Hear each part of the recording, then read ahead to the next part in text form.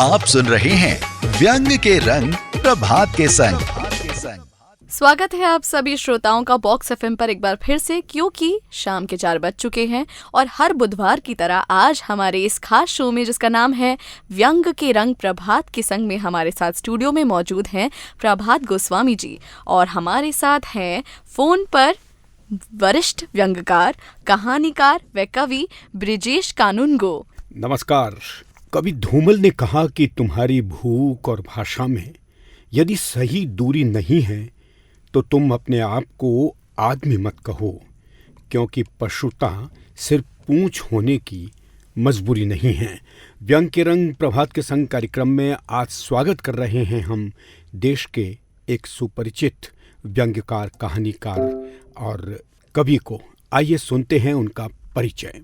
Bank में खातों का हिसाब किताब पर नजर रखते हुए भी संवेदनाओं के गलियारे में लेखन से मील का पत्थर बने। व्यंग से लेकर कहानी, कविता, बाल साहित्य लिखते हुए अपनी ठोस जमीन तैयार की। उपन्यास, डायरी और यात्रा वृत्तांत भी लिखे। जी हाँ, हमारे आज के खास मेहमान वरिष्ठ व्यंग्यकार इंदौर से श्री ब्रिजेश कानूनगो।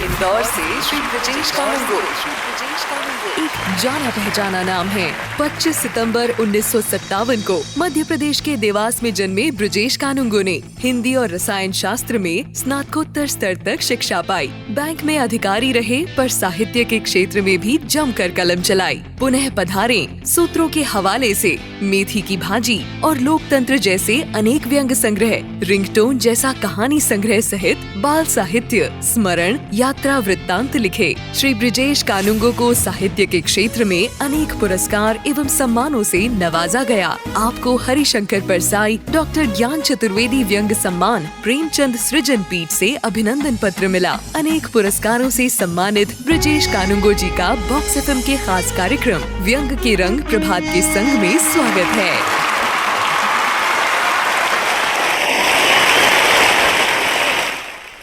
स्वागत है आपका। और एक बार पुनः हम श्रोताओं को बता दें कि बुधवार की शाम 4 बजे से 5 बजे तक बॉक्स एफएम जयपुर से प्रसारित होता है आपका अपना कार्यक्रम व्यंग के रंग प्रभात के संग। श्रोताओं, आज के हमारे खास मेहमान श्री ब्रिजेश कानूनगो जी तैयार हैं। स्वागत है सर आपका। नमस्कार सर। नमस्कार प्रभात जी। कैसा लग रहा है इस मंच पे आकर?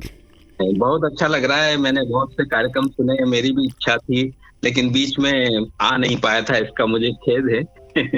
जी जी जी, यह भी एक संयोग है कि आपका और हमारा मिलना आज तय था, तो ये मुलाकात हो रही है।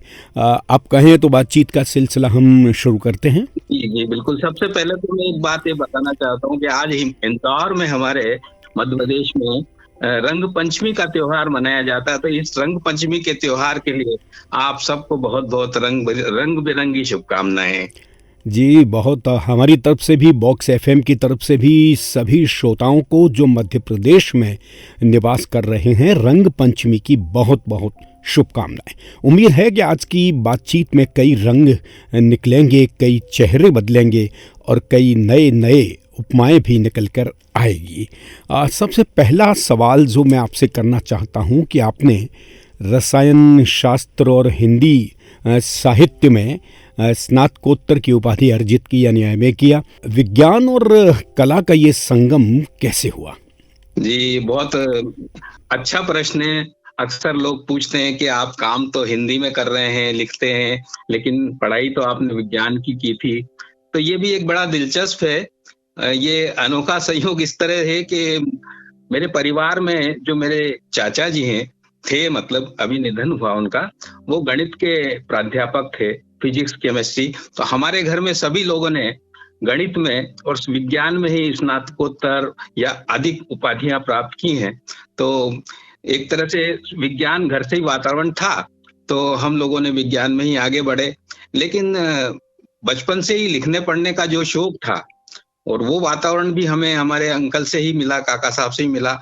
विज्ञान के और गणित के प्राध्यापक होने के बावजूद उनमें साहित्य और कला के संस्कार थे। वो शिल्पकार थे, मूर्तिकार थे और कार्टूनिस्ट भी थे। तो इस तरह से उन जो वातावरण घर में मिला, तो उसके कारण इसके भी गुण प्रादुर्भाव हुआ और हिंदी में लिटरेचर में लिखने का शौक पैदा हुआ, वो भी लिखते थे। तो इस तरह से ये आया। तो रसायन शास्त्र में, चूंकि मैं विज्ञान का विद्यार्थी था, तो रसायन शास्त्र में हमारे देवास में उस वक्त एमएससी का विषय केवल रसायन शास्त्र होता था और देवास का औद्योगिकरण हो रहा था। तो ये तय था कि एक बालक अगर विज्ञान में पढ़ाई करता है तो उसको नौकरी की चांसेस देवास में बढ़ जाएंगे, साइंटिस्ट बन सकता है या केमिस्ट तो बन ही सकता है। तो इस तरह से वो एमएससी तक पहुंचे रसायन शास्त्र में। लेकिन ये संयोग देखिए कि एक विज्ञान का विद्यार्थी जो वैज्ञानिक बनने जा रहा था, आखिर में बैंक का बाबू बन गया और बैंक में आकर भी वो हिंदी का काम करने लगा उसके रुचि के हिसाब से।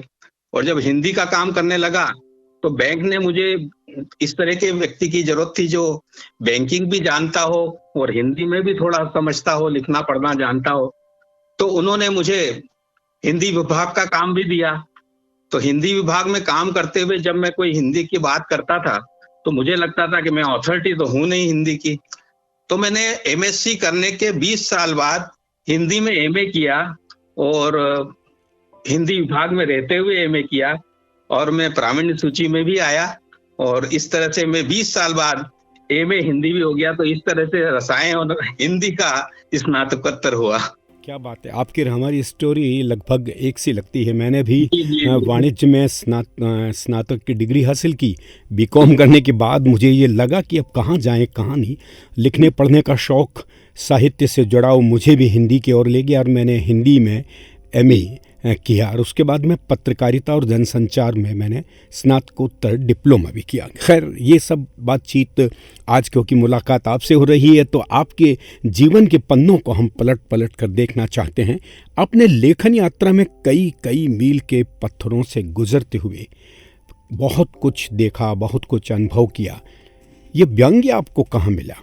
जैसा मैंने आपको बताया कि घर में विज्ञान होते हुए भी जो हमारे अंकल थे यतीश कानूनगो जी, वो मेरे गुरु भी थे और मैं उनका भतीजा भी था। तो साथ साथ रहते थे और उनमें वो सब गुण भी थे। तो हमारे स्कूल में बड़ी खूबसूरत लाइब्रेरी थी और उसमें जब मैंने सबसे पहले जो किताबें पढ़ी तो उसमें शरद जोशी की जीप पर सवार इल्लियां और परसाई जी की रानी नागफणी की कहानी, ये नई किताबें लाइब्रेरी के लिए आई थी उन दिनों।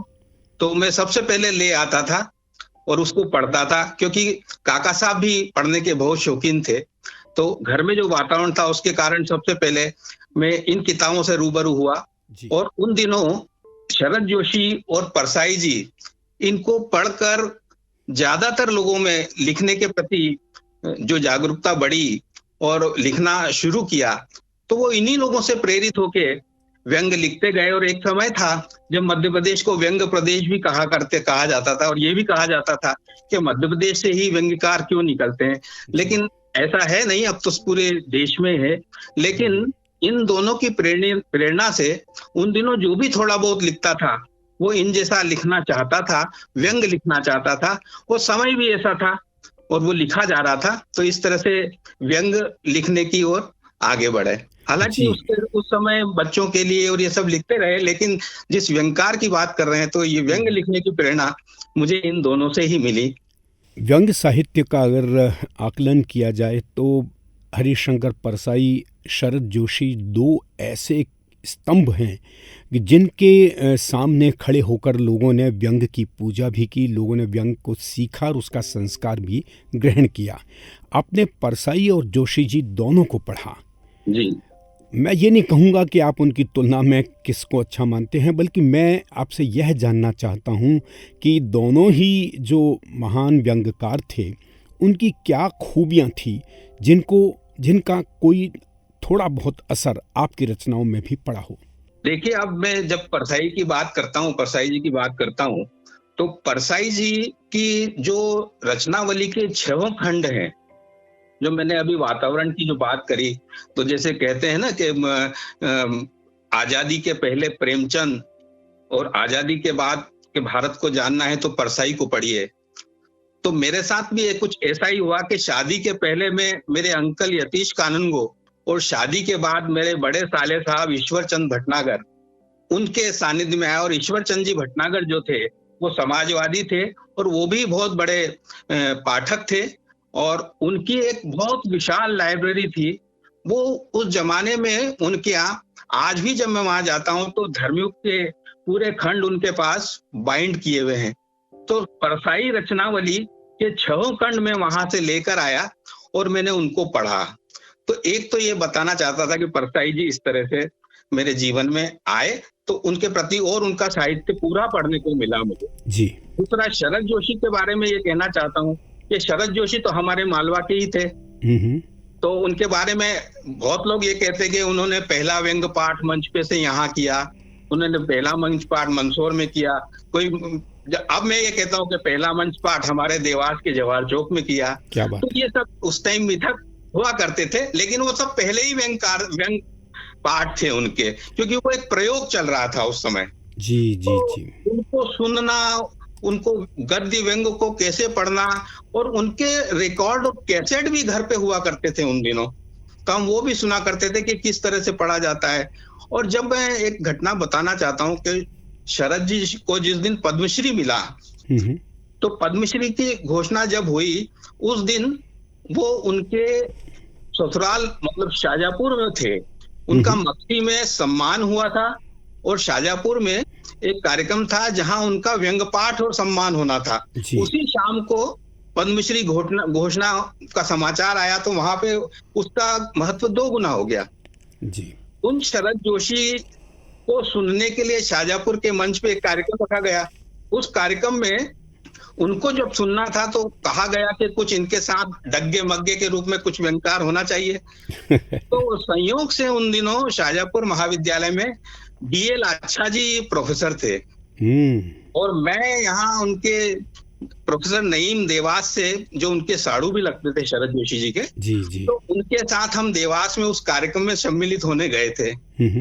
तो ये मेरा सौभाग्य रहा कि उनके साथ, शरद जी के साथ दिन भर उन दोनों मक्सी और शाहजहाँपुर में उनके साथ उनकी कार में रहने का मुझे मौका मिला और उनसे जो वार्तालाप हुआ तो उसमें उनसे कई सूत्र भी मिले कि व्यंग पाठ कैसे करना चाहिए। ये बहरहाल ये मैंने अपनी कई जगह लिखा भी है, लेकिन शरद जोशी के जो करीब आने का ये सिलसिला था, ये उनके कैसेटों को सुनते हुए और ये सब देखते हुए हुआ। और जो उसमें सम्मेलन कार्यक्रम हुआ उनका व्यंग पाठ का, तो उसमें अंततः मेरे पास कुछ नहीं था। उस दिन नई दुनिया अदबीज की एक कटिंग जेब में रखी थी, उस दिन छपा था मेरा।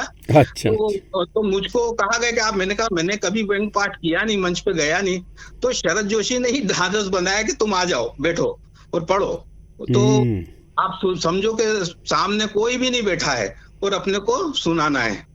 फिर उनको भी सुना, शरद जोशी को सुना और आच्छा जी ने भी व्यंग पाठ किया, मैंने भी पाठ किया। दुर्गा प्रसाद झाला वहाँ एक बड़े वरिष्ठ कवि हैं जो आज भी 92 की एज में लिख रहे हैं कविताएं, तो उनकी उपस्थिति में वो कार्यक्रम हुआ और बड़ा मजा आया। उसमें बड़े वो दिलचस्प वाकया है जिसमें पाठकों ने भी, श्रोताओं ने भी शरद जी से बड़ी चुटकियां ली, क्योंकि शाहजहाँपुर उनका ससुराल था।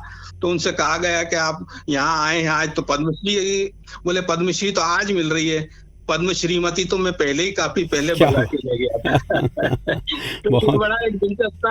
लेकिन अब जो प्रश्न आपने कहा कि परसाई और शरद जोशी की बात अलग अलग कही है आपने, तो परसाई जी को इस तरह से भी लिया कि ये इनका जो लेखन था ये कथात्मक, इस किस्से कहानियां भी हुआ करती थी इनकी। और शरद जोशी तो तुरंत अपनी प्रतिदिन भी लिखते थे और हर विषय पे और शरद जोशी करके उनका नई दुनिया में कॉलम आता था और प्रतिदिन उनका नवभारत टाइम्स में आता था। लेकिन जो घटना होती थी उसको तुरंत उनको लिखना होता था और वो उस पे चोट करते थे, वो लिखते थे। तो शरद जोशी का जो तत्काल लेखन था वो भी अद्भुत था और वो बहुत जीवंत लेखन था उनका, और तुरंत वहीं का वहीं मतलब कटाक्ष करते थे। और परसाई अपने उसमें काफी चीजें, विचारधारात्मक चीजें भी होती थी। कहा जाता है कि वो बहुत प्रगतिशील लेखक थे और वामपंथी उनकी सोच थी। और चूंकि हम लोग भी ट्रेड यूनियन से जुड़े रहे, बैंकों की, तो इस तरह से प्रगतिशील लेखक उनसे भी जुड़े रहे। तो परसाई को तो हम जीते हैं, कई हिस्सों में जिया उनको, और उनका समाज से जो लगाव था, तांगे वाले हों, शहर वाले हों, मजदूर हों, उनके साथ जुड़ाव था, वो अद्भुत था। वो एक अलग, परसाई अलग किस्म थे, लेकिन दोनों मिलके एक व्यंग जगत की, हिंदी व्यंग जगत की एक पूरा एक चित्र बनाते हैं। जी। कार्यक्रम को आगे बढ़ाएं इससे पहले शुरुआत करते हैं आज के व्यंग से, जिसे लिखा है ब्रिजेश कानूनगो जी ने, मेथी की भाजी और लोकतंत्र। कड़वा मुझे बहुत पसंद है, करेला भी पसंद है, लेकिन उसमें रस नहीं होता भी हो तो मुझे पता नहीं। कड़वा गले से उतरता है पर सृजन थोड़ा सहज हो जाता है, ऐसा लोग कहते हैं। जिन्होंने बहुत सारे खंड काव्य लिखे हैं उनका तजुर्बा है। इधर रसधार गले से नीचे उतरी, उधर कविता का सोता हृदय में फूटकर कंठ से बाहर प्रवाहित होने लगता है। इस मामले में मैं थोड़ा बिग एच हूं। एच बोले तो हरिवंश राय जी, मधुशाला वाले, अरे वही अपने बच्चन जी, 2 बूंद वालों के पिताजी, जिन्होंने बिना रसरंजन किए करोड़ों को मदहोश कर दिया था। खैर जाने दीजिए, कहां मधुशाला और कहां। बहरहाल रसरंजन में मैं मेथी की कड़वाहट से काम चलाता हूं।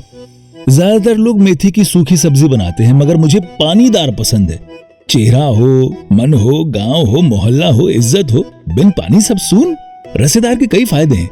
एक तो भाजी की कम मात्रा में ही काम चल जाता है, दूसरे ड्रिंक्स के लिए अलग से मेहनत और खर्च करने की जरूरत नहीं पड़ती। स्नैक्स के लिए मूली के टुकड़े उपलब्ध हो ही जाते हैं। सबसे महत्वपूर्ण यह है कि गिरते हुए दांतों को ज्यादा पसीना नहीं बहाना पड़ता, पेट को मशक्कत कम करनी पड़ती है, पाचन तंत्र दुरुस्त रहता है, पंचारिष्ट का खर्चा बच जाता है। ये धर्म संकट भी पैदा नहीं होता कि वो जंडू जी का लूं या बाबा जी का। मेथी की रसेदार सब्जी जब भी पत्नी बनाती है उसके हाथ चूमने का दिल करता है। जैसा मैंने पहले कहा था, करेला भी अच्छा लगता है, लेकिन मेथी की बात ही कुछ और है। मेथी देशज लगती है, उसकी जड़ें जमीन के साथ जुड़ी होती हैं। स्वदेशी जैसा फीलिंग आता है मेथी खाते हुए। करेले में मेक इन इंडिया जैसा लुत्फ है। करेले की टेक्नोलॉजी पड़ोस से आयातित हुई है घर में। वहां हाथ वाथ चूमना खतरनाक हो सकता है। पड़ोसियों से अच्छे रिश्ते बनाए रखने की नीति के चलते मेथी अक्सर प्राथमिकता में रहती है। थोड़ी समस्या ये होती है मेथी की भाजी के साथ कि पत्तियां सोशल मीडिया के फॉलोअरों की तरह घनिष्ठता से डाली के साथ जुड़ी रहती हैं। जिस डाली में अधिक फॉलोअर होते हैं वो उतनी बेहतर मानी जाती है। हमारे लिए फॉलोअरों की संख्या हमेशा से महत्वपूर्ण रही है, चाहे वो मेथी की भाजी हो या राजनीतिक पार्टी। फॉलोअर ज्यादा से ज्यादा होना चाहिए। खैर, आमतौर पर मेथी की मुलायम डालियां कालांतर में डंठल में बदल जाती हैं। सब्जी हो या सरकार, डंठलों की उपस्थिति जायका प्रभावित करती है। डंठलों से मुक्ति तरलता बनाए रखने के लिए जरूरी है। डंठल के साथ मेथी की जड़ें भी खेत की मिट्टी सहित किचन तक चली आती हैं। ये मिट्टी मेथी के साथ फ्री नहीं मिलती, भाजी के भाव तुलकर आती है। ये माँ के लिए मूल्यवान है। इससे माँ अपने बाल धो लेती हैं, जिससे शैम्पू का एक पाउच अगले माह के लिए सरप्लस हो जाता है। पिताजी के लिए बहुमूल्य, महान और पवित्र रज है। गांव के सारे खेत बेचकर जब से वो शहर आए हैं, तब से मेथी के साथ आने वाले मातृभूमि के इन रजत कणों को ही मस्तक पर लगाकर प्रातः सूर्य नमस्कार करते हैं। टाउनशिप की धरा ने तो अब सीमेंट का खूबसूरत गाउन धारण कर लिया है। यदि मैं यकायक घोषित कर दूं कि आज घर में मेथी की सब्जी बनाई जाए, तो वह निर्णय नोटबंदी की तरह सहज स्वीकार नहीं होता। इसके लिए रिजर्व बैंक की तरह तत्काल कदम नहीं उठाए जा सकते। निर्णय के बाद मेथी से कचरा साफ करना पड़ता है। पत्तियों को चुनना बहुत धैर्य का काम होता है। पत्ती पत्ती चुननी पड़ती है। लहसुन की कलियां अनावृत करना पड़ती हैं। लोहे की कढ़ाई की सफाई करनी होती है। बहुत सारे काम होते हैं। ऐसा थोड़ी ही कर सकते हैं कि नए नोट तो छाप लिए मगर एटीएम तैयारी नहीं है। पूर्व तैयारी करना बहुत आवश्यक है मेथी की भाजी बनाने से पहले। पूर्व तैयारी करना बहुत आवश्यक है मेथी की भाजी बनाने के पहले। मेथी आलोचना और विरोध की तरह कड़वी होती है। लोग कड़वा ज्यादा पसंद नहीं करते। कहते हैं संसार में इतनी कड़वाहट पहले से है तो कड़वा और क्यों खाना। मीठा, चटपटा, खट्टा, यहाँ तक कि बेस्वाद भी खा लेंगे, मगर कड़वे का सोचकर ही उबकाई लेने लगते हैं। ये ठीक बात नहीं है। अटल जी भी ऐसा ही कहते थे। बहुत सी बातें अटल जी कहा करते थे, लेकिन ये कहने की परंपरा जारी है। बीमारी के इलाज के लिए कड़वी दवाई पीना पड़ती है। गुणकारी तो कड़वा ही होता है। जो कड़वा है वो हितकारी है। कड़वा कड़वे को काटता है। भीतर का जहर मेथी से खत्म होता है। सब्जी का झोल और संत का बोल दोनों एक सा असर करते हैं। कड़वे बोल मन आत्मा को निर्मल करते हैं। मेथी की रसेदार सब्जी तन और रक्त को शुद्ध बनाती है। कृपया कड़वी मेथी को सत्ता के विपक्ष की तरह मत देखिए। इसका होना भोजन में लोकतंत्र बनाए रखने की जरूरत है। मेथी है तो लोकतंत्र भी है।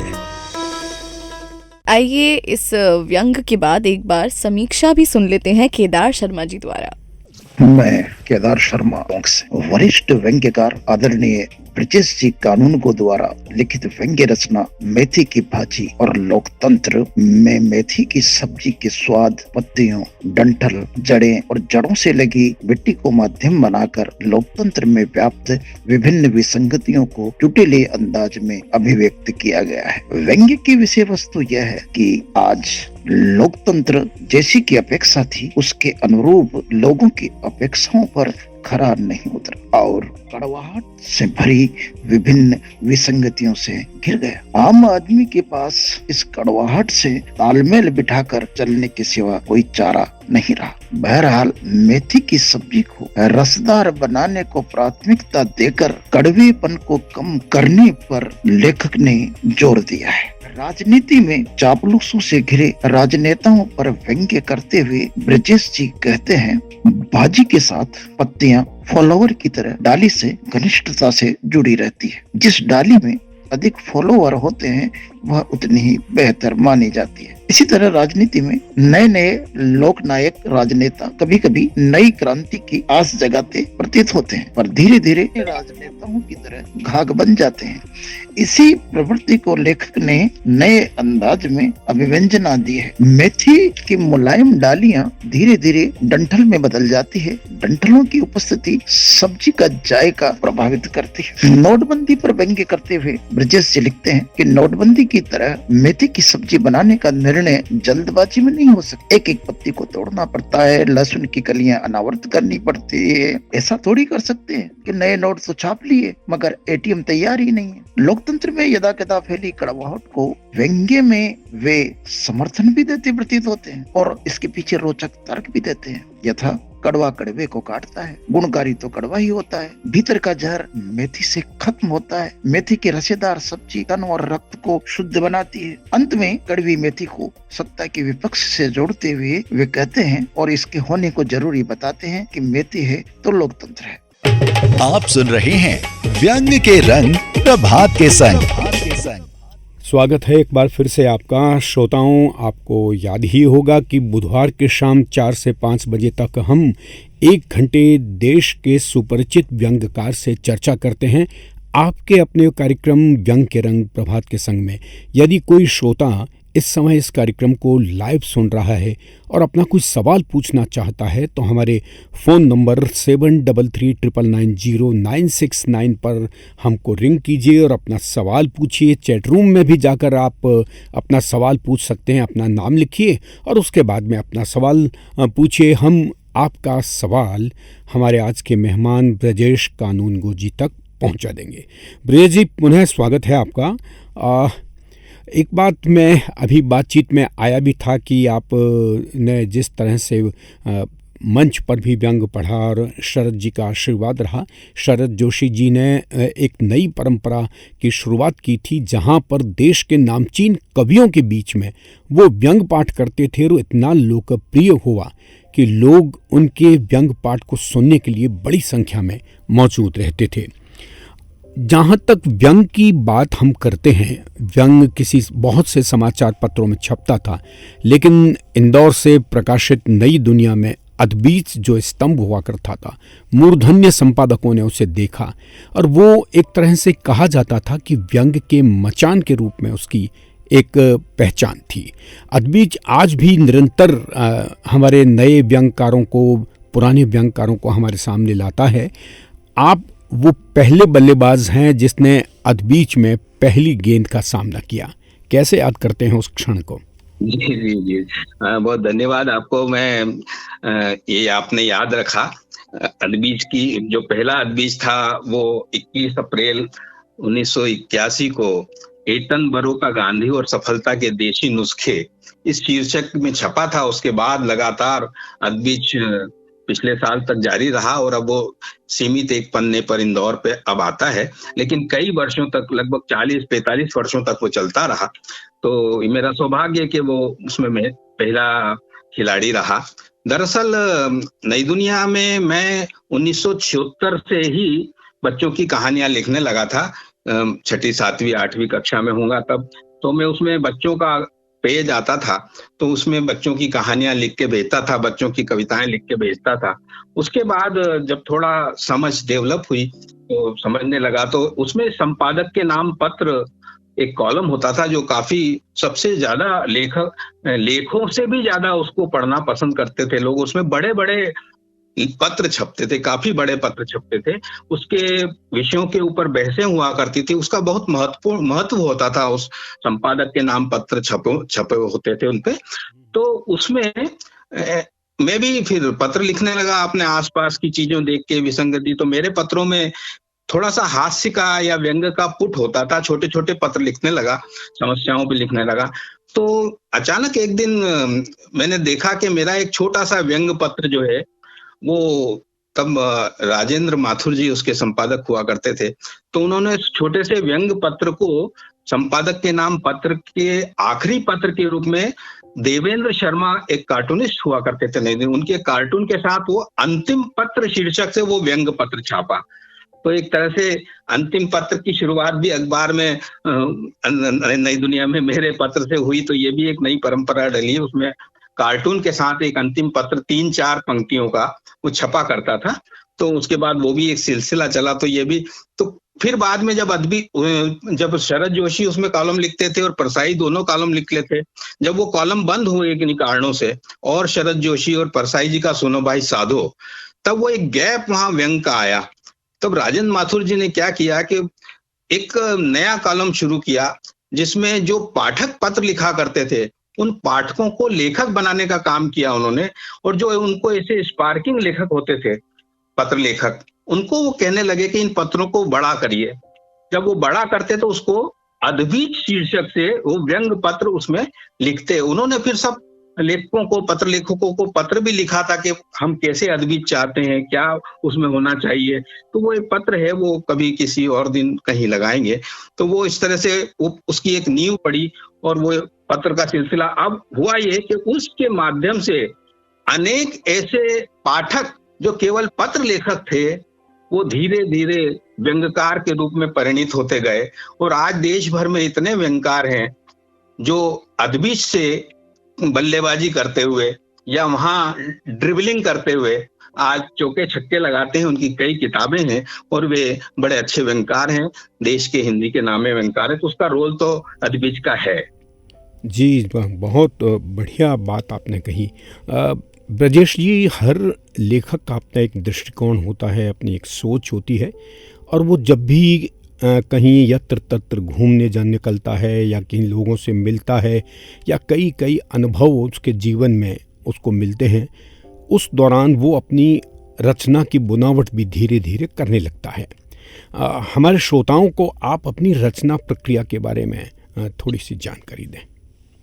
जी, अब जैसा कि आप जानते हैं मैं अनेक विधाओं में लिखता रहा हूँ और लिखता हूँ। तो पहले मैं अपनी व्यंग की बात करूँ तो शुरुआत से जब व्यंग लिखा तो तब अखबारों में कई सुर्खियां होती हैं जो विसंगति की, और इस तब सुर्खियां विसंगति की सुर्खियों के रूप में इसलिए बोल रहा हूं कि वो सुर्खियों में ही लिखी जाती थी।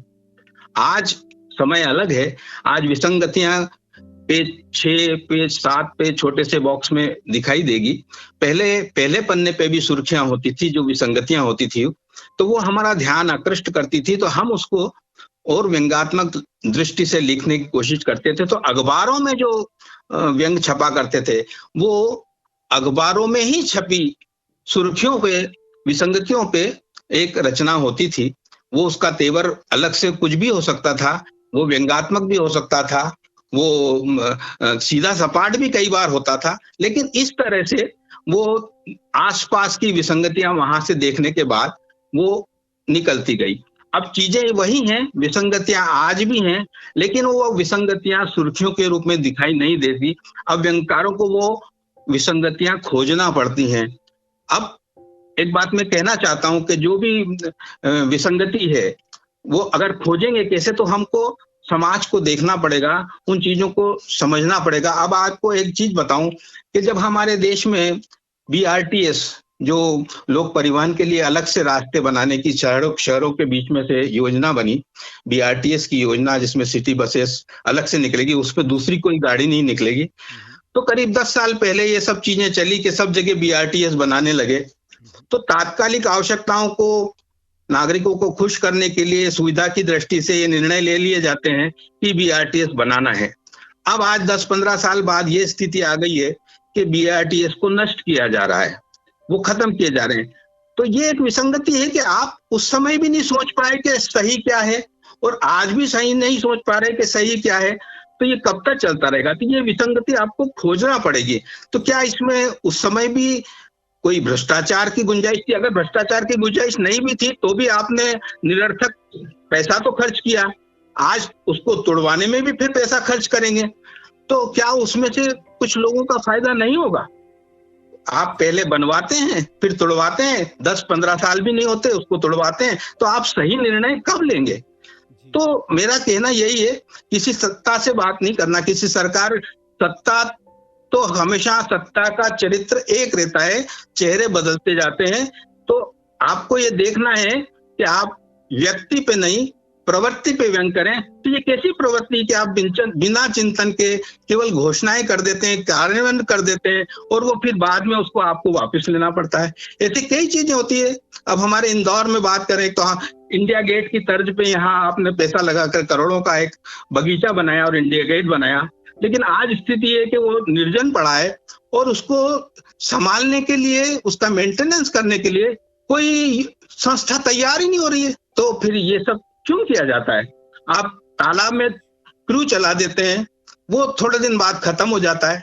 तो ये कौन सी, यही तो चीजें हैं, विसंगतियां हैं। जब आप किसी चीज का निर्णय ही नहीं ले पा रहे और निर्णय लेते हैं तो ऐसे असंगत, बिना सोचे समझे लेते हैं, इनको आप बाद में वापिस लेना पड़ता है या वो पैसा पानी के कीचड़ में चला जाता है, खत्म हो जाता है। तो ये सब चीजें यहीं से, इस तरह से अब विसंगतियों को ऐसे खोजना पड़ रहा है। प्रभात जी, बहुत बढ़िया बात कही आपने। और सब जगह हालात एक से भी हैं। हमारे यहाँ भी राजस्थान में, जहाँ जयपुर में ख़ास तौर से BRTS कॉरिडोर बने, वो इतने सफल नहीं हुए और अब अखबारों में पढ़ रहे हैं कि इस बारे में निर्णय हो रहा है कि क्यों ना इनको हटाया जाए।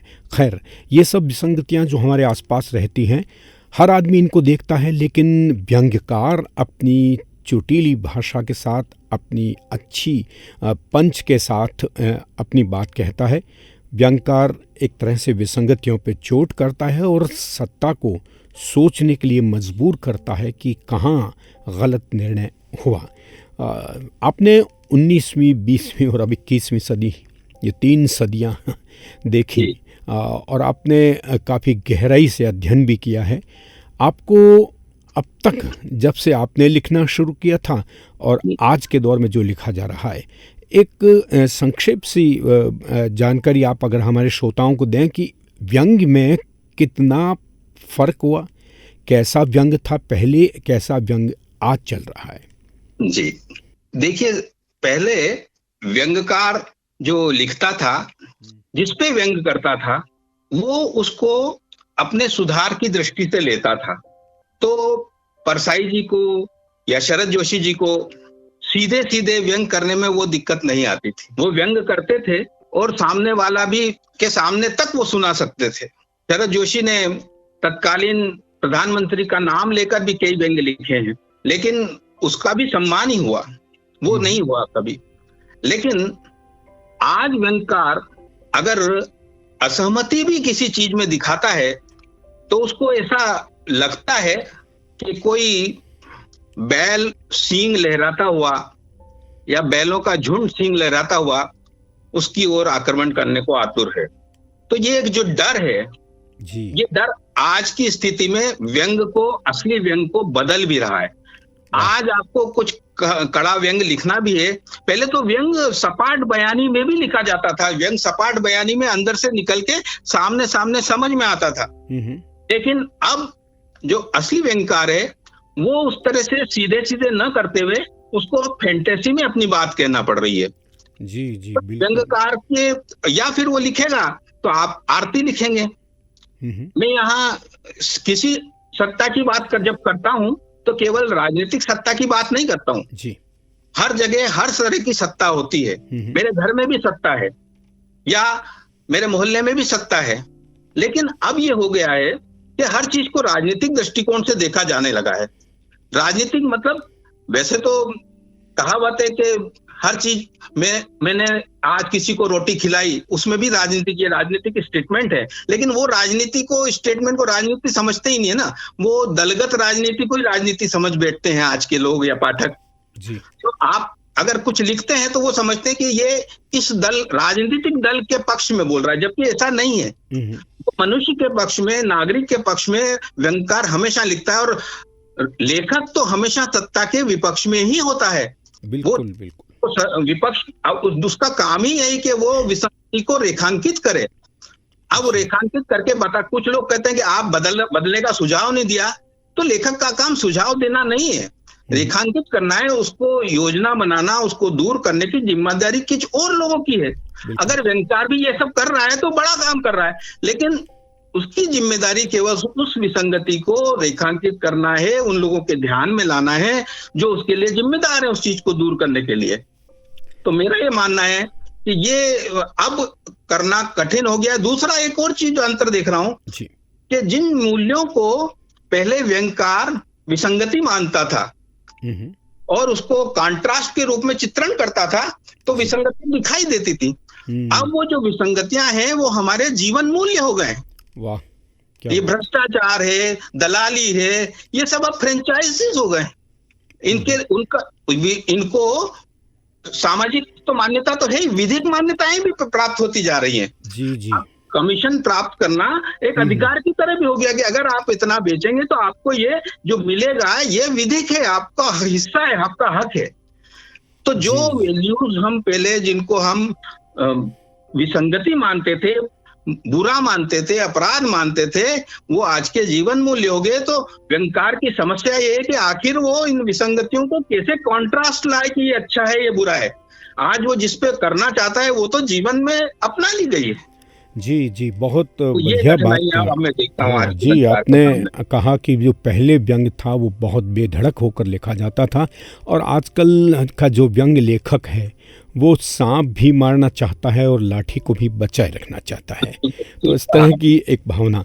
ब्रजेश जी, हमारे इस कार्यक्रम में जैसे जैसे समय आगे बढ़ता है, बहुत से लोग इस कार्यक्रम से जुड़ते रहते हैं, और बहुत से लोग हैं जो आपको अभी सुन रहे हैं और आपके बारे में कुछ कहना भी चाहते हैं। देखने हैं।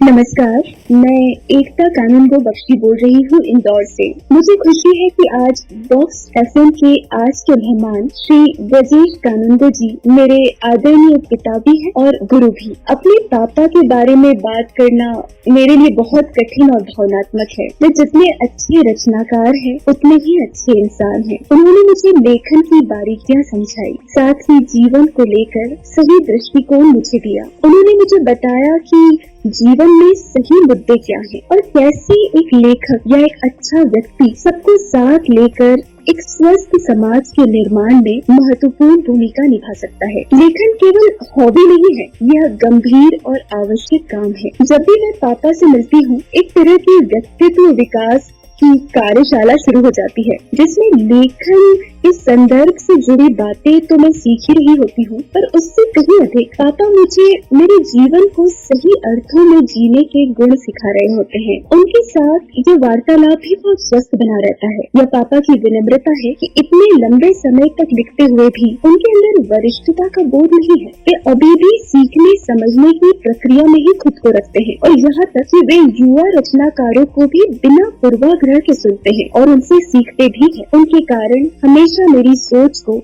नई उड़ान ही मिली है। पापा की लेखनी मुझे समय से बहुत आगे की लगती है। वे हर विधा में लिखते हैं। व्यंग्यकार के रूप में वे लोकप्रिय हैं, पर उनकी कविताओं में वे फूलों की धार से अपनी बात रख देते हैं। कभी लघु कथा, उपन्यास, कहानियों के माध्यम से वे हमें भीतर तक भिगो देते हैं। अभी यूट्यूब के जरिए वे अपनी रचनाओं का प्रसारण कर रहे हैं, जिनमें नए यूट्यूबर के अच्छे काम को भी वे रेखांकित करते हैं। समाज सेवा से वे जुड़े हुए हैं। सच कहूँ तो पापा मेरे लिए आदर्श है। एक रचनाकार के रूप में और एक व्यक्तित्व के रूप में मैं भी उनके जैसे ही काम करना चाहती हूँ और उनके जैसा ही इंसान बनना चाहती हूँ। आप हमेशा सक्रिय रहिए पापा, मुझे आप पर बहुत गर्व है। शुभकामनाएं। ओह, बहुत, आप तो मुझे आश्चर्य करने वाली बात ले आए। ये तो एकता को मैं पहली बार उसके मुख से यहाँ सुन रहा हूँ और बड़ा अच्छा लगा कि एक बेटी अपने पिता के बारे में, मैं तो बस जैसा पिता हूँ वैसा करता रहता हूँ, आज उसने यहाँ पे बोला, मुझे बहुत अच्छा लगा। ये आपका ही चमत्कार दिखता है। नहीं, चमत्कार जैसे कोई बात नहीं। हम जब भी किसी व्यक्ति से बात करते हैं तो हम काफ़ी कोशिश करते हैं कि कुछ ऐसे लोगों को जोड़ें जो आपको अचानक सरप्राइज भी दें और कहीं आप उनको प्राइज भी दें। तो आज एकता ने जिस तरह से अपने पिता के लेखन और अपने संस्कारों की बात कही है, स्वागत है एकता, आपका बहुत अच्छा लगा। और आइए एक और हमारे साथ व्यंगकार जुड़े हुए हैं जो आपसे कुछ कहना चाह रहे हैं। नमस्कार, मैं सुनील सक्सेना भोपाल से। आदरणीय ब्रजेश कानून जी से मेरा पहला परिचय नई दुनिया के माध्यम से ही हुआ। मैं उन दिनों ग्वालियर में था और स्वदेश में राज चड्ढा लिखते थे और नई दुनिया में अदबीच एक कॉलम आता था, आज भी आता है, जिसमें ब्रजेश जी के व्यंग आते थे। फिर धीरे धीरे ब्रजेश जी से परिचय हुआ, उन्हीं के देखकर उनसे सीखकर हमने भी व्यंग लिखना सीखा और फिर धीरे धीरे ये जानने को मिला कि ब्रजेश जी व्यंगकार के साथ साथ कहानीकार, कवि, समीक्षक और ट्रैवल लॉग चर्चा भी करते हैं। तो बहुविधाओं में पारंगत और सिद्धस्थ आदरणीय ब्रजेश जी इन हर विधा में अपना समान अधिकार रखते हैं। फिर सामयिक विषयों पर भी उनके कई लेख मैंने पढ़े हैं। SBI से सेवानिवृत्त होने के बाद उनकी सक्रियता से हर एक किसी को रश्क होने लगता है। उनकी कविताओं में आपको प्रकृति का प्रेम, जीवन के विविध रंग मिलेंगे। कहानियां भी उनकी जो हैं वो मानवीय संवेदनाओं को बखूबी उकेरती हैं। रिंगटोन कहानी उनका संग्रह है जिसमें छोटी बड़ी कहानियां हैं। मेथी की भाजी और लोकतंत्र उनका व्यंग संग्रह है और हाल ही में उन्हें जो है वर्ष 2024 में ज्ञान चतुर्वेदी दीर्घकालिक व्यंग सम्मान से उन्हें सम्मानित किया गया है। इस उम्र में जितनी गर्मजोशी के साथ वो सक्रिय हैं, हम दुआ करते हैं कि आदरणीय ब्रजेश जी इसी तरह से सक्रिय रहें, लिखते रहें, खूब रचते रहें और हम सबको एक बेहतर साहित्य से गुजरने का मौका दें। धन्यवाद। आप सुन रहे हैं व्यंग के रंग प्रभात के संग। स्वागत है श्रोताओं एक बार फिर से आप सभी का। और आपको फिर से बता दें कि आज के हमारे मेहमान वरिष्ठ व्यंग्यकार, कहानीकार, कवि और ट्रेवलॉग भी लिखते हैं ब्रजेश कानूनगो जी इस समय इंदौर से हमारे साथ जुड़े हुए हैं और बहुत सी विधाओं में आपने अपनी कलम चलाई है। ब्रजेश जी, एक सवाल मैं और आपसे कहना चाह रहा हूँ कि हम जिस मोहल्ला संस्कृति में रहते हैं, जिन चौक की संस्कृति में अपना बचपन गुजारते थे, मिट्टी से लिपट लिपट के खेलते थे और बहुत से ऐसे खेल खेलते थे जिनमें जेब से पैसा नहीं लगता था। आज एक तरह से बचपन खो गया है। आज बहुत छोटी उम्र का बच्चा खिलौनों की जगह खेलता है मोबाइल से और वो जब थोड़ा बड़ा होता है तो उसके सामने माता पिता अपनी आकांक्षाओं का एक भारी भारी टोकरा रख देते हैं जिससे बचपन उसका लुप्त होता जा रहा है। आपने बाल मनोविज्ञान को भी पढ़ा, बहुत नज़दीक से देखा भी और आपने बाल साहित्य भी रचित किया। मैं एक सवाल पूछना चाहता हूं कि क्या बच्चों की चेहरे में जो एक गंभीरता आ गई है, क्या उनको खिलखिला के हंसने के लिए बाल साहित्य में हास्य कविताएं या हास्य से भरी कहानियां भी लिखी गई हैं? जी जी जी, बहुत अच्छा प्रश्न और बहुत सामयिक प्रश्न है कि आज बच्चों को हम हमारे पुराने जो हमारा जीवन को, हमारे व्यक्तित्व को बनाता था, वो सब चीजों से हम धीरे धीरे दूर करते जा रहे हैं। साहित्य तो देखा जाए तो बच्चों के पेज तो बहुत कम छपते हैं। मैं बताऊं, पहले धर्मयुग में भी बाल जगत आया करता था, कुछ में तो आप भी छपे हैं। संडे मेल में बच्चों का कॉलम हुआ करता था, तो हर जगह बच्चों का एक अखबार तक आता था। तब उसमें जो रचनाएं छपा करती थी वो न सिर्फ विज्ञान बल्कि जीवन मूल्यों और हल्के फुल्के हास्य के माध्यम से बहुत सारी चीजें वो बच्चों को सिखाया करती थी। अब आज क्या स्थिति है मैं बहुत अच्छे से नहीं बता सकता, क्योंकि मुझे तो अब कुछ ऐसी चीजें दिखती नहीं है, क्योंकि बड़ों का साहित्य गायब होता जा रहा है। तो बच्चों के लिए अलग से क्या होगा, तो वो सीधे सीधे मोबाइल में घुसते हैं और वो ऐसी ऐसी चीजों के पास से जाना पड़ रहा है उनको जिनको से हम पहले दूर रखा करते थे। हमसे कहा जाता कि अपन सड़क पे जा रहे हैं और बीच में झाड़ी आ जाए तो हमको झाड़ी के आसपास से निकल जाना है। अब तो आपकी सड़क पे झाड़ियां ही झाड़ियां हैं, उसमें से होके ही निकलना है। तो वो एक लालच सा पैदा हो गया। तो एक सही राह दिखाने के लिए सही रास्ता न तो साहित्य शायद दिखा पा रहा है। हमारे समय में हम देखते थे कि पराग आती थी, नंदन आती थी और बाल भारती आती थी, बाल हंस आता था। इन सबसे वास्ता होते पढ़ते पढ़ते ही आगे हम धर्मयुग तक जाते थे, या जीवन को समझने की। सूर्य बालाजी हुए, बड़े बड़े जो कहानीकार हैं, ये बाल जगत में बच्चों के लिए अच्छी कहानियां लिखा करते थे। उस समय जो बड़े कहानीकार हैं उन्होंने बच्चों के लिए पहले लिखा। तो जब तक आप बच्चों के लिए नहीं लिख पाएंगे तब आप बड़ों के लिए कैसे लिखेंगे? क्योंकि जब आप में संवेदना वहीं से आती कि हम बच्चों के मन में तो उतरे। लेकिन आज हमारा बच्चा इन स्थितियों में बहुत जल्दी वयस्क हो रहा है और उसके लिए सारा दोष हम अपने परिवार का ही दे सकते हैं। क्योंकि जब हम छोटे थे, जब बच्चों के लिए बाल पॉकेट बुक्स आती थी, वो हमारे अंकल ने उस समय लगा दी थी, तो हर महीने 4 किताबें आती थी, तो हम पढ़ते ही पढ़ते थे। तो वो बाल साहित्य के रूप में हमने बाल महाभारत भी पढ़ी और रामायण भी पढ़ी और दूसरे रविन्द्रनाथ टैगोर को भी पढ़ा और विज्ञान कथाएं भी पढ़ी, जो महाराष्ट्र के गंगाधर गाडगिल और जो लोग लिखा करते थे विज्ञान कथाएं, उनकी किताबें पढ़ी। तो इस तरह से, लेकिन ये प्रयास तो गोस्वामी जी अब करना पड़ेगा। आपने भी खूब कार्टून बनाए हैं, आपने भी कथाएं लिखी है, बच्चों के लिए काफी लिखा है, लेकिन वो सब अब दिखाई नहीं देता। ये दुख की बात है। जी, बहुत गंभीर बात भी है कि आज हमारे बाल साहित्यकार जितने भी हैं वो लिखने का प्रयास निरंतर कर रहे हैं, लेकिन उसके बावजूद जो घरों से दादा दादी नाना नानी की जो कहानियां थीं वो लुप्त हो चुकी हैं। आगे बढ़ते हैं। एक सवाल और मैं आपसे करना चाह रहा हूं कि आपने साहित्य के कई मोर्चे एक साथ खोल रखे हैं। आप कहानी भी लिखते हैं, आप कविता भी लिखते हैं, आपने यात्रा संस्मरण भी लिखे, यात्रा वृत्तांत लिखे और संस्मरण भी लिखे।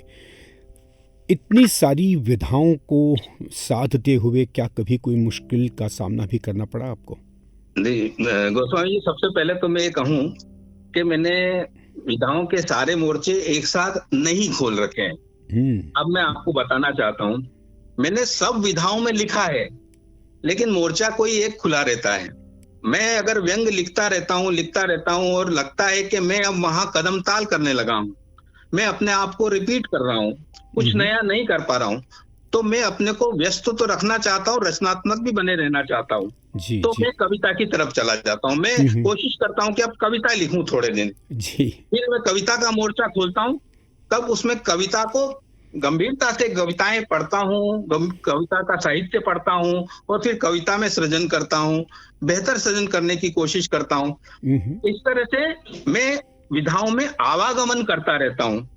अगर अब इन दिनों में अगर कुछ नहीं कर पा रहा हूँ या कुछ नहीं लिख रहा हूँ तो कोशिश, अच्छा दूसरा एक है कि विषय अपनी विधा का चयन भी कर लेती है कई बार जी। अब देखते हैं कि ये विषय कविता में बेहतर रूप से आ गया तो कविता में आएगा। व्यंग के लिए भी कहा जाता है कि गद्य व्यंग के साथ साथ कविता में भी काफी व्यंग आ रहा है, लेकिन हकीकत ये है कि जो कविता में व्यंग आता है, जो असली व्यंग कविताएं होती है, उनको कविता ही कहा जाता है, व्यंग कविता नहीं कहा जा रहा है। क्योंकि व्यंग कविता तो वो मंच पे हास्य व्यंग कविताएं हो गई, विनोद कविताएं हो गई। तो व्यंग कविता में आज कुमार अंबुज हैं या विष्णु नागर हैं, ये लोग जो लिखते हैं ना, ये व्यंग कविताएं हैं, लेकिन ये कविताओं में ये गणना है, इनकी कविताएं कहते हैं, व्यंग कविता के लिए अलग से नहीं कहते हैं। लेकिन जब हम उसको पढ़ते हैं तो पाते हैं कि इसमें तो बहुत गहरा व्यंग होता है। तो मैंने कई कविताएं भी लिखी, लेकिन उसमें व्यंग तत्व आता है, वो व्यंग कविताएं भी होती हैं, तो वो मुझे डबल संतुष्टि देती है कि जब गद्य में कविता के तत्व शामिल होते हैं तो गद्य सुंदर होता है, और जब कविता में व्यंग के तत्व आते हैं तो कविता भी अलग से अर्थवान होती है, उसका प्रभाव अलग होता है। तो ये कोशिश बनी रहती है, लेकिन जब जब मैं कदमताल करने लगूंगा तो मैं किसी अगली विधा में चला जाऊंगा। कोरोना काल में जब मैं कुछ नहीं कर, जब हम लोगों से संपर्क नहीं है, समाज से कट गए हैं, तब आप क्या करेंगे? आप साहित्य तो बिना समाज से जुड़े लिखा ही नहीं जा सकता। तब मैंने बिल्कुल संस्मरण लिखे सर, और जो आप कह रहे हैं बच्चों का और ये सब चीजें, मैंने फ्लैशबैक नाम से उन 2 साल में वो संस्मरण लिखे और उसकी पुस्तक फ्लैशबैक के रूप में आई। और वो बहुत कविता, कहानी और बाकी विधाओं की तरह ही वो और ज्यादा पसंद की गई। फ्लैशबैक जिसमें मेरे संस्मरण है, मैं उसमें हमारी पिछली आने वाली पीढ़ी को, जो हमारे पोते पड़पोते हैं, उनको ये बताना चाहता हूँ कि हमारी पीढ़ी के लोगों ने किस तरह का बचपन जिया, किस तरह का जीवन जिया, वो उसको पढ़कर जाने। अंततः साहित्य की किताब बाद में इतिहास लेखन के काम आती है। लोग इतिहास बदल सकते हैं सर, इतिहास बदल देते हैं, लेकिन साहित्य को बदला नहीं जा सकता। तो भविष्य के इतिहासकार साहित्य में असली इतिहास खोजते हैं। तो हमारा अगर फ्लैशबैक हमने लिखा है तो हमारे उस जीवन का इतिहास उसमें खोजा जा सकता है। उसमें कला है, संस्कृति है, हमारा जीवन है, हमारा बचपन है। तो जी ब्रजेश जी, मैं आपको एक बार इसलिए रोकना चाहूँगा कि हमारा कार्यक्रम का समय बहुत तेज़ी से आगे बढ़ रहा है और अभी हमारे बहुत से ऐसे साथी हैं जो आपसे हमारे चैट रूम में आकर सवाल कर रहे हैं, जिनमें एक हैं भोपाल से वरिष्ठ व्यंग्यकार विवेक रंजन श्रीवास्तव जी। ये पूछ रहे हैं, मैं आपको एक बार सबके सवाल पढ़ के सुना रहा हूँ, उसके बाद आप जवाब देना। और मैं आपसे निवेदन कर रहा हूं कि जितने संक्षेप में आप जवाब देंगे उतने ज़्यादा सवाल हम आपको इस बचे खुचे समय में पूछ पाएंगे। वो लिखते हैं कि आप विवेक जी लिखते हैं कि आप कविता भी लिखते हैं, व्यंग और समीक्षा भी किया करते हैं। मैं जानना चाहता हूं कि आपकी सर्वाधिक प्रिय विधा क्या है। इसके अलावा मुकेश राठौड़ भीकन गांव से पूछ रहे हैं कि मेथी की भाजी कानून गो सर का प्रतिनिधि व्यंग है। विभिन्न मंचों से उनके श्रीमुख से सुनकर व्यंग के विद्यार्थी लाभान्वित होते रहे हैं। संकल्प लिख रहे हैं, बहुत बधाई और शुभकामनाएं, प्रोग्राम की प्रस्तुति बेहतरीन है। मुकेश राठौड़ एक और सवाल दाग रहे हैं कि अदबीज के बगैर व्यंग की बात पूरी नहीं होती, और हाँ, जब भी अदबीज की बात होती है तो प्रथम अदबीजकार के रूप में श्री ब्रजेश कानूनगो जी का नाम हमेशा सम्मान से लिया जाता है। मैं भी अदबीज के रास्ते ही लेखन की दुनिया में आया हूँ, मुकेश कह रहे हैं। संकल्प पूछ रहे हैं आपका पसंदीदा व्यंग कौन सा है। मुकेश राठौड़ फिर लिख रहे हैं कि बनाना हो या तोड़ना, दोनों ही स्थिति में काम होता है दिखाई देना। और भी कई सवाल उन्होंने पूछे हैं, लेकिन वक्त का तकाजा ये है कि हम बहुत ज़्यादा सवाल नहीं लिख सकते थे। मुकेश राठौड़ ने एक बात और कही है कि बहन एकता जी का भावुक और प्रेरणादायी उद्बोधन। और नरेश कानूनगो जो हैं वो लिखते हैं कि समाचार पत्रों में साहित्य के पृष्ठ गायब होते जा रहे हैं, उन स्थितियों में बाल साहित्य का अभाव खटकने वाला है। जी बिल्कुल। इसमें बाकी चीज केवल विवेक रंजन जी का ही एक प्रश्न है, आपकी सर्वाधिक प्रिय विधा कौन सी है। तो देखिए, सभी बच्चे प्रिय होते हैं, ये सब कहते आए हैं, लेकिन जहां तक मेरा प्रश्न है कि कविता जो हम लिखते हैं तो कुछ अतिरिक्त रूप से कुछ अंदर उमड़ता है, तभी वो बाहर आती है। और जो उसकी जन्म होता है कविता का, और अगर उसमें कुछ व्यंग भी हो तो वो प्रिय हो जाती है।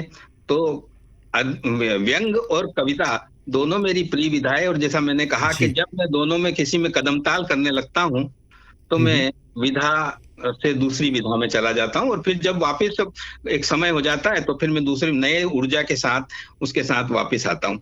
तो इस तरह से। और मुकेश जी, नरेश जी, संकल्प, इनके प्रश्न तो है नहीं, इनकी शुभकामनाएं हैं, उन्होंने बात कही है, इनको धन्यवाद। बिल्कुल, साथ ही सर मैं भूल गया, सबसे पहले केदार शर्मा जी ने जो इतनी खूबसूरत समीक्षा की थी, वो उनको भी मैं बहुत बहुत धन्यवाद देना चाहता हूँ। और सुनील सक्सेना जी ने भी, बहुत प्रिय कथाकार और व्यंगकार है, उनकी व्यंगी बहुत अच्छी। अगर ये काफी पहले प्रकाश में आ जाते तो बहुत आगे जाते। अब हालांकि अभी संग्रह है इनका, बहुत अच्छा संग्रह है, इनकी भी मैं प्रशंसा करता हूँ सर। जी, बहुत बहुत धन्यवाद आप सभी का कि जिन्होंने इस कार्यक्रम को समृद्ध बनाने के लिए अपनी शुभकामनाएं भेजी, अपने प्रश्न पूछे और अपने संदेश भी हमारे तक पहुंचाए। व्यंग के रंग प्रभात के संग कार्यक्रम हमारा ही नहीं, आप श्रोताओं का भी है। और आज के हमारे जो मेहमान थे, वरिष्ठ व्यंगकार, कहानीकार, कवि और समीक्षक और यात्रा वृत्तांत लेखक श्री ब्रजेश कानूनगो जी, जो साहित्य के मोर्चे पर अलग अलग तरीके से अपनी अपनी बात अपने मन की बात कहते रहे हैं और आज हमारे इस कार्यक्रम में लगभग 1 घंटा उनसे चर्चा हुई। बहुत अच्छा लगा ब्रजेश जी आपसे, और उम्मीद करते हैं कि कभी और समय हमें मिला तो निश्चित रूप से हम बात करेंगे। लेकिन चलते चलते हमारे 2 साथी और हैं जिन्होंने अपने संदेश भेजे हैं, हम उनको भी सुन लेते हैं।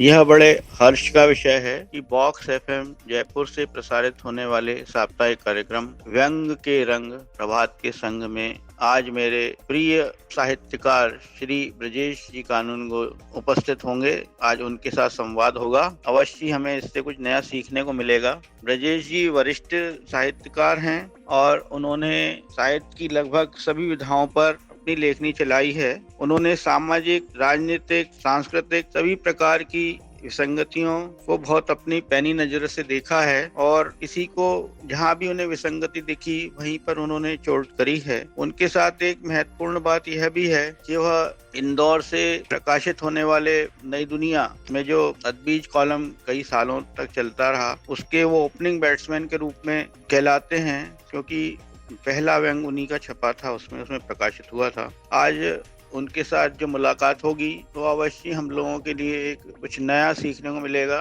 मेरी बहुत बहुत शुभकामनाएं। ये थे हमारे साथी इंदौर से मृदुल कश्यप, वरिष्ठ व्यंगकार, जिन्होंने अपनी बात कही और निश्चित रूप से आज की बातचीत से काफ़ी अच्छे निष्कर्ष निकल के आए होंगे। अब सुनते हैं हमारी एक और साथी। मैं इंदौर से सुषमा व्यास राजनीति। नमस्कार साथियों। जो व्यंग नहीं जानता वो जीवन के अर्थ नहीं जानता। जी हाँ साथियों, व्यंग एक उत्तरदायित्व है, परिष्कृत चिंतन। इसे ही निभा रहे हैं रेडियो बॉक्स एफएम के जरिए प्रभात जी। आज उनके साथ माँ अहिल्या की नगरी इंदौर से वरिष्ठ व्यंगकार और सभी विधाओं पर समान अधिकार रखने वाले बहुमुखी प्रतिभा के धनी ब्रजेश कानूनगो जी। धन्यवाद। बहुत बहुत धन्यवाद सुषमा राजनिधि। आप इंदौर से थी और आपने एक संदेश, प्यारा सा संदेश भेजा और कार्यक्रम का समय अब क्योंकि पूरा हो चुका है, मैं आदरणीय ब्रजेश कानूनगो जी का बहुत बहुत आभार बॉक्स एफएम के इस पटल पे। मैं सर गोस्वामी जी, मैं पूरी बॉक्स एफएम टीम का और आपका खास तौर से बहुत बहुत धन्यवाद करता हूँ। और जितने श्रोता जुड़े और जितने लोगों ने टिप्पणियां की, जो उन्होंने संदेश भेजे, मैं उनको भी बहुत बहुत धन्यवाद देता हूँ। बहुत बहुत आभार।